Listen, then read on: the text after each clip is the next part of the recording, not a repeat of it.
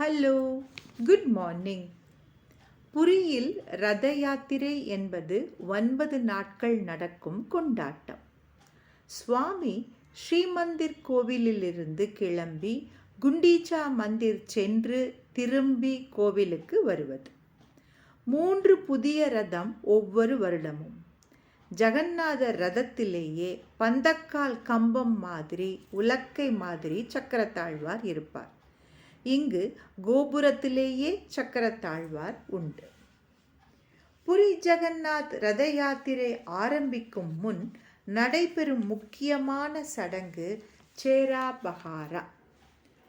மன்னர் தாமாகவே வெறும் காலுடன் வெள்ளை உடை அணிந்து ரதங்கள் முன்பாக உள்ள பாதையை தங்க கைப்பிடியுடன் கூடிய தொடப்பத்தால் துடைத்து சந்தன நீரும் பூக்களும் தூவி வழியை சுத்தம் செய்கிறார். இது பகவானின் முன் அனைவரும் சமம் என்பதை உணர்த்துகிறது. இப்பொழுது புரியின் கஜபதி மன்னர் திவ்ய சிங்கதேவ் இதை செய்கிறார். இது சம்பந்தமாக ஒரு சுவாரஸ்யமான சம்பவம் ஒன்று உள்ளது. ரொம்ப காலத்திற்கு முன் கஜபதி புருஷோத்தம் தேவ் என்று ஒரு ராஜா இருந்தான். ஒரு முறை இந்த ராஜா தெற்கில் இருக்கும் காஞ்சிக்கு வந்தான். காஞ்சி ராஜாவுக்கு இந்த ராஜாவை ரொம்ப பிடித்து போக தன் பெண் பத்மாவதியை புரி ராஜாவிற்கு கல்யாணம் பண்ண முடிவு செய்தான். திருமணம் நிச்சயிக்கப்பட்டது.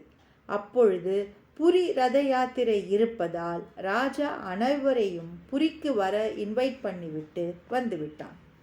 காஞ்சி ராஜாவால் போக முடியவில்லை. அதற்கு பதிலாக தன் மந்திரியை அனுப்பினார்.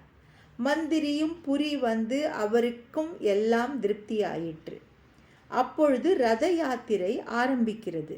புரி ராஜாவும் தேர் செல்லும் வீதியை சுத்தம் செய்கிறான். காஞ்சி மந்திரிக்கு இதெல்லாம் புரியவில்லை. யாரிடம் என்ன விஷயம் இது என்று கேட்டுக்கொள்ளவும் இல்லை.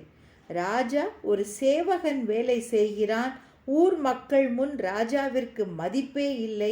இவனுக்கு இளவரசியை கல்யாணம் செய்து கொடுக்க முடியாது என்று தீர்மானம் பண்ணி யாரிடமும் சொல்லிக் கொள்ளாமல் காஞ்சி திரும்பிவிட்டான். ராஜாவிடம் சொல்லி கல்யாணம் நிறுத்தப்பட்டது. காஞ்சி ராஜா பத்மாவதிக்கு ஒரு சுயம்வரம் ஏற்பாடு பண்ணுகிறார். புரி ராஜாவை தவிர அனைவரையும் அழைக்கிறார். புரி ராஜாவிற்கு விஷயம் தெரிந்து படையோடு சண்டைக்கு வருகிறார். ஆனால் தோற்று போகிறார். புரி ராஜாவுக்கு ஜெகந்நாதர் மேல் கோபம்.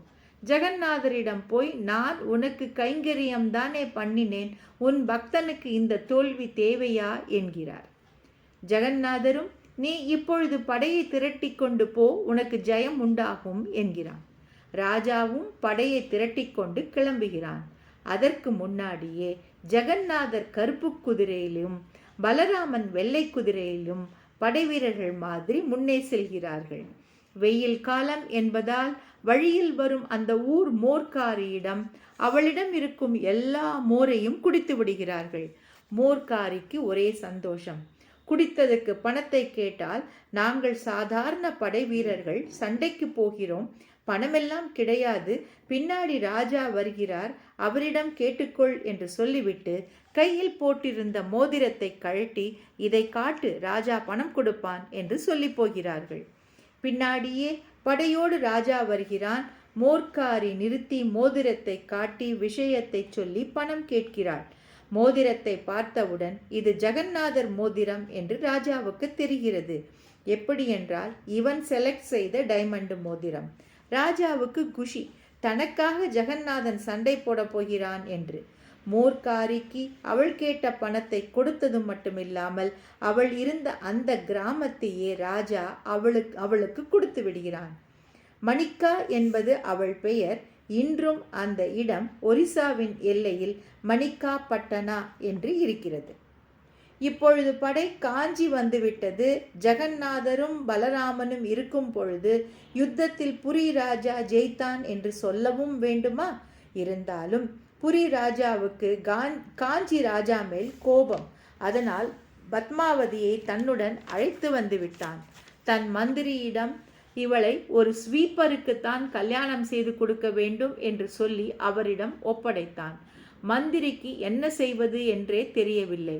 ஏனென்றால் ராஜாவும் நல்லவன், பத்மாவதியும் நல்லவள். சில மாதங்கள் சென்றன. புரி ரத யாத்திரை வந்தது. ராஜா வழக்கம் போல் சேவை செய்ய போனான்.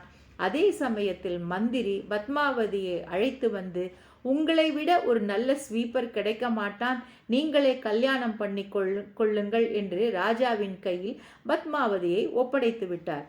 ராஜாவும் பத்மாவதியை திருமணம் செய்து கொள்கிறான். Jai Jagannath. Thank you. Have a good day.